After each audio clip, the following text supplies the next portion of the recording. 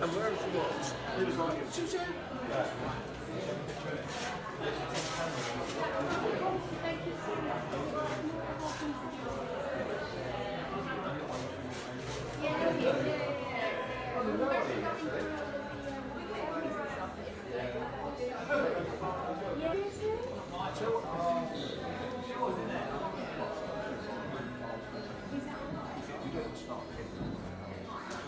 Video.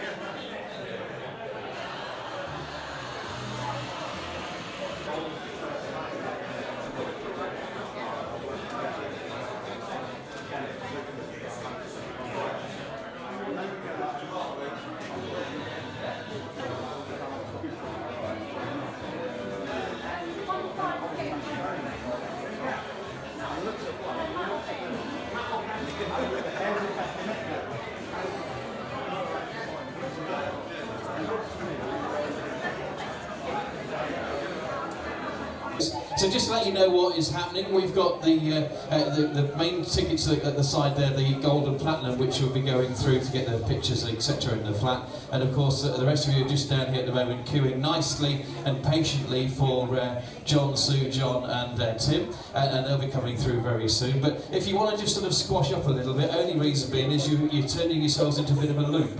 So you'll be in a forever-ending or never-ending queue. So it might work to just maybe move forward a little bit in the internal part here, if you wouldn't mind, just so you don't just stay in the queue forever. And yesterday everything went to plan, which is really good, so we can rest assured you would all get the chance to meet Sir David. He'll be on stage around about 10:30, 11 o'clock, I think it is, if I remember rightly, and you'll get the chance to see, and we've got some questions for him, and then also we get everybody else up just after that as well.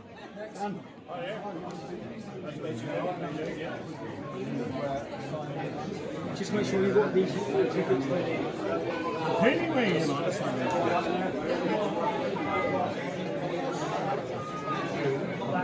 there you go. Whereabouts? In the middle? Okay. Yeah. 2 each. A cosmic birthday. To Danny, there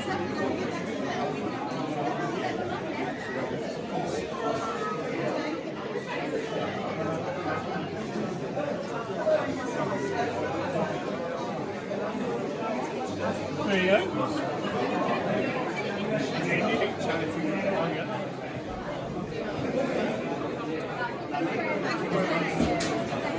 Smashing, well done. As long as it's got one of you, that's amazing. Oh, well. Hi, sorry, this is for you. If you would please, yeah. Sure.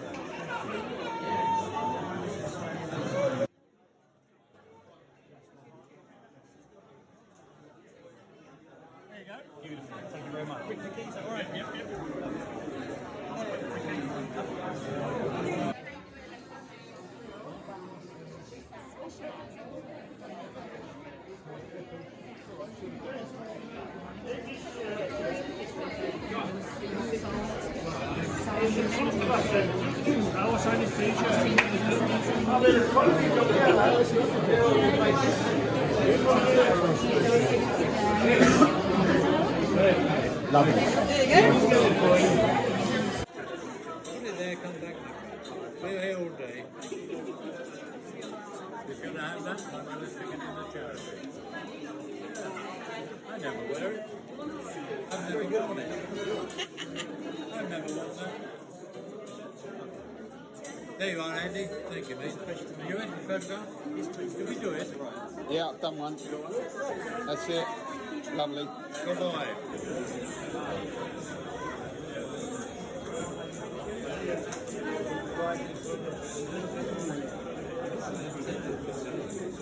Very good of you.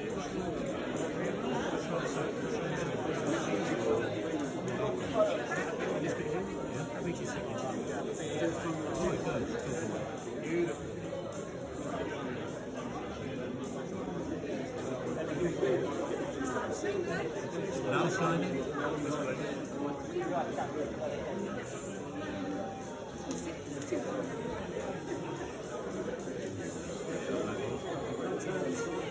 And then we'll go to the diabetes show. Thank you very much. There you go. My pleasure. Thank you. That'll keep it warm. It's fantastic. I enjoy filming it.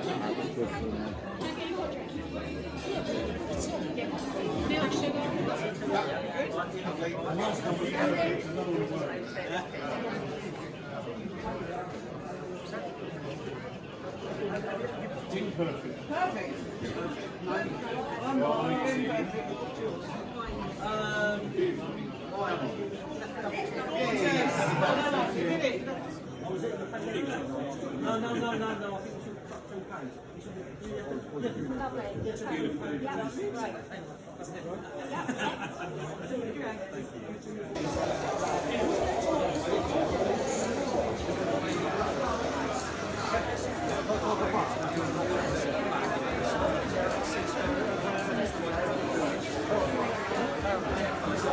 It's my great privilege to introduce Sir David Jason.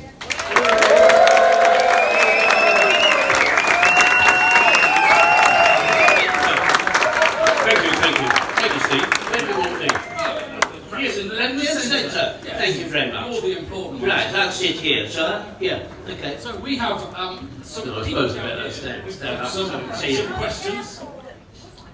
When you first met John Sullivan, which is I think everyone agree, the greatest writer that ever lived for me, that's Yep. what I always say.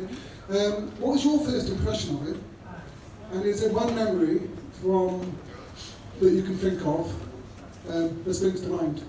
Yeah. Yes, there is actually that a very, very nice, warm.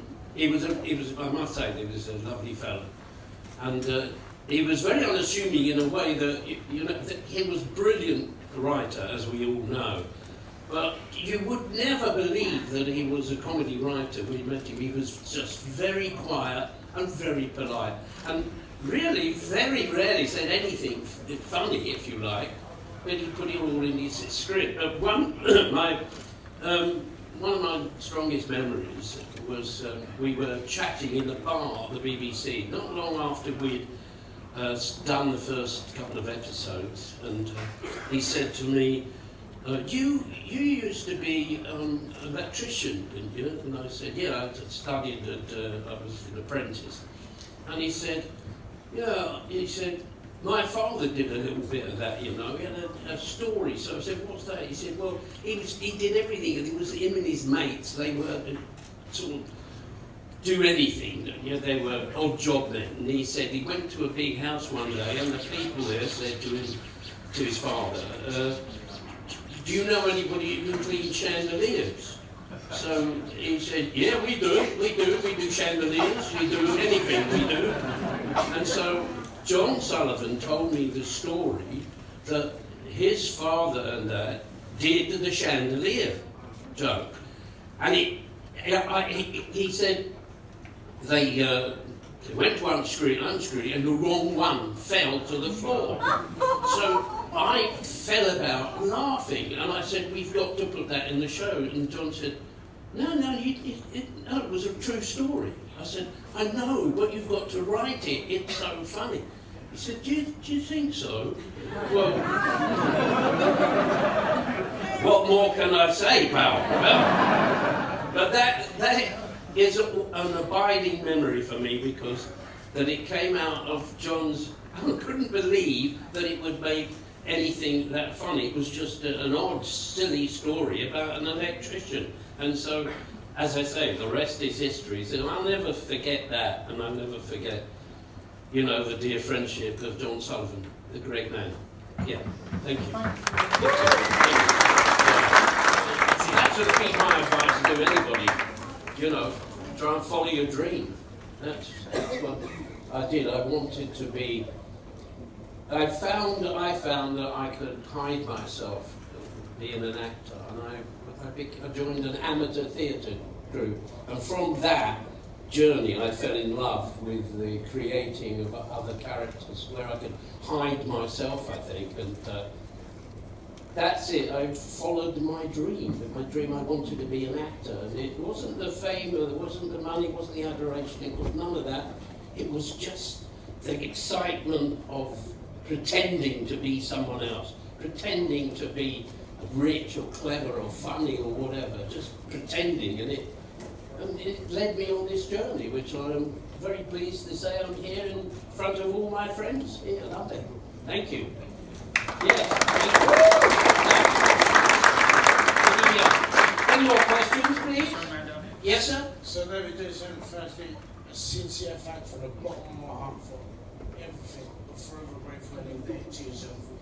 Thank you. My question to you, sir, is do you ever think what could happen in an episode of One Fools and Horses if it had ever carried on?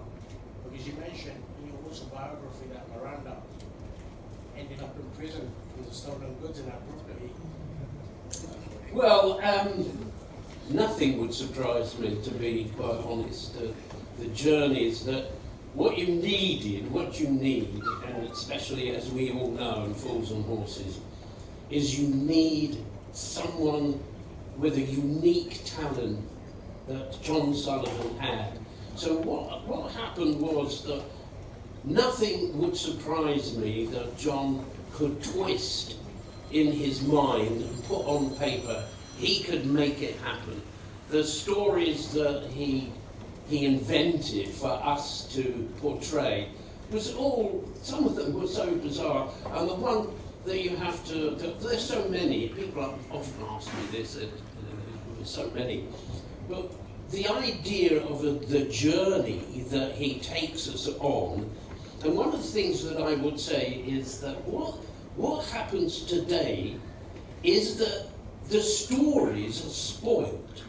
That if you watch the television, you cannot watch the television without them spoiling the story about what's coming up.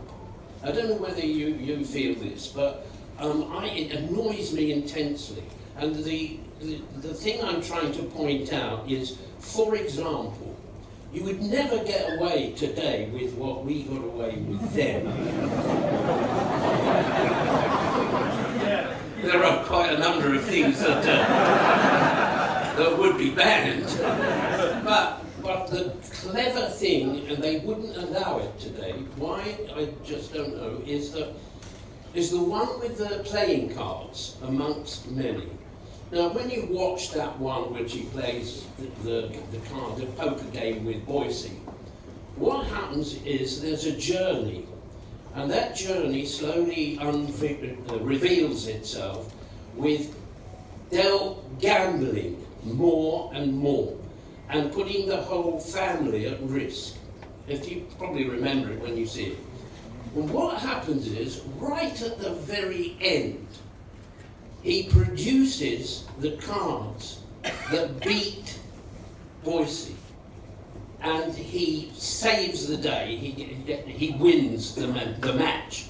And what happens is, this is the clever bit, that none of us knew what was going to happen. How does he resolve this? And Sullivan brilliantly holds it right the way back. And Boyce says something like, how did you manage to know about what cards we had? And I said, or Delboy says, because they weren't the cards that I dealt you. So Boyce was cheating, and Delboy cheated the cheater.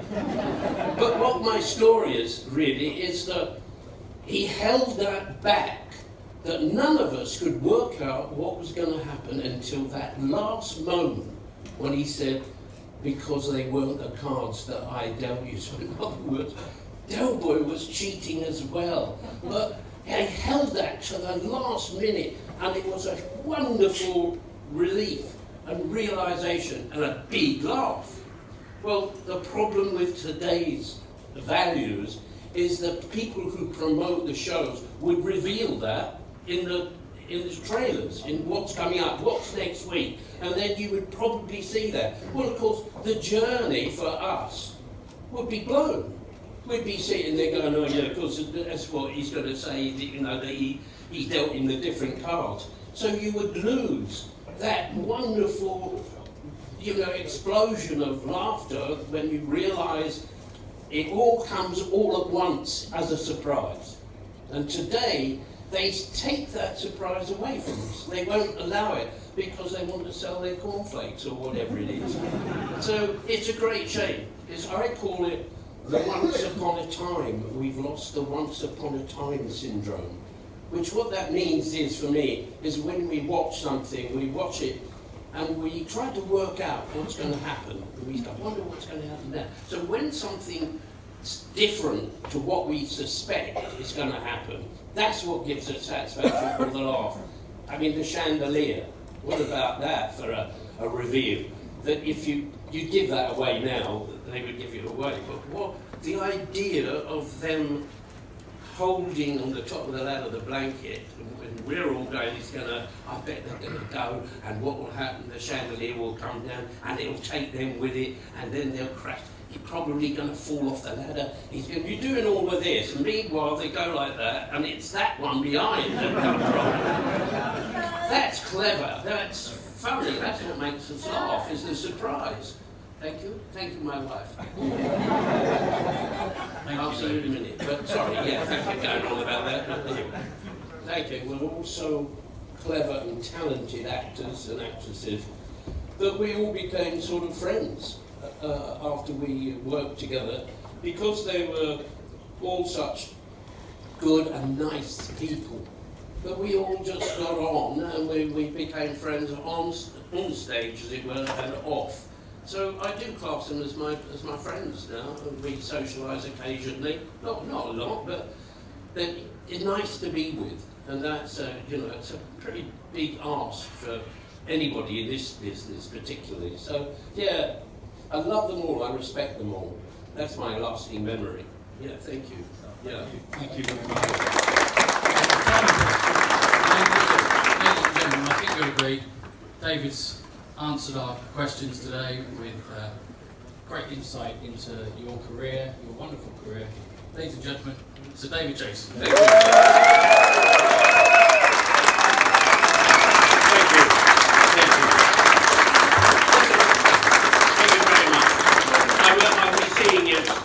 Later on, but I just wanted to tell you a little quick story before I go. It's one that amused me, and it was it's about this fella who lived in a little local village, perhaps very much similar to where we are now, and he goes to the local pub, and he sort of has a lot to drink, and he gets very inebriated, and he takes his journey home, and he takes him through the local graveyard. And what happens is he is so pissed. there's an open grave, right, ready for the funeral the next day, and he trips over and falls down into the open grave, and he can't get out because it's 6 foot deep. Right? Well, next morning there's another bloke, and he's going to work, and he cuts through the graveyard on his way to work. And as he's walking through, he hears, "Oi, oi!" What's that? So he walks over to this open grave, and there's this bloke in it. And he says, the bloke looks up, and he says, "Oh, blimey, came off cold in here." He says, "No wonder you ain't got any dirt over here." Thank you.